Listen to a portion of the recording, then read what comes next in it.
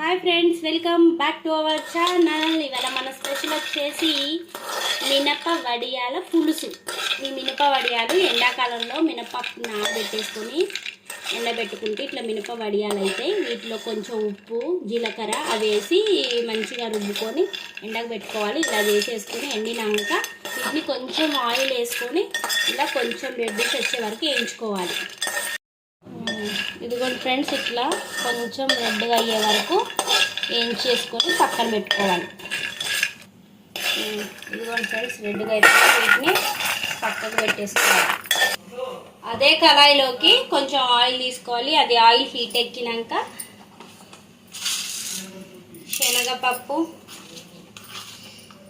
జీలకర్ర, ఆవాలు ఇవన్నీ కొంచెం ఎర్రగా అయ్యే వరకు ఉంచుకోవాలి.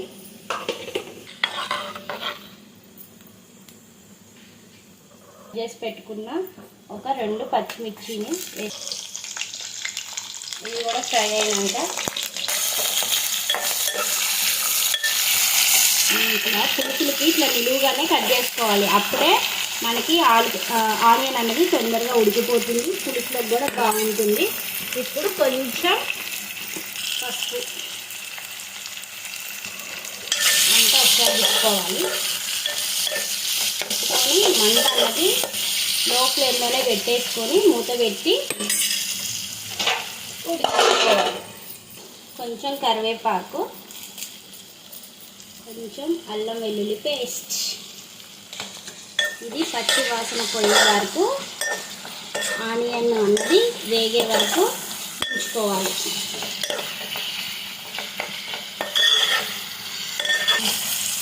ఇప్పుడు మన టేస్ట్కి తగ్గట్లు ఉప్పు, సాల్ట్ వేసుకొని ఒకసారి కలుపుకోవాలి. ఇవి ఎర్రగా అయ్యే వరకు ఎండనేయండి. మనం ఆనియన్స్లో సాల్ట్ ముందుగానే వేస్తే ఆనియన్స్ కూడా తొందరగా ఫ్రై అయిపోతాయి. నెక్స్ట్ కారం,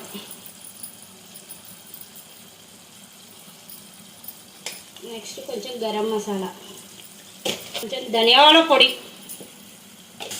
ఒకసారి అన్నీ కలిసే విధంగా తిప్పుకోవాలి. ఇదిగోండి ఫ్రెండ్స్, ఆయిల్ పైకి తేలింది అంటే ఆనియన్స్ ఫ్రై అయిపోయినట్టే, ఉడికిపోయినట్టే. ఇప్పుడు మనం ముందుగానే నానబెట్టుకున్న చింతపులుసును కూడా ఇందులో పోసుకోవాలి.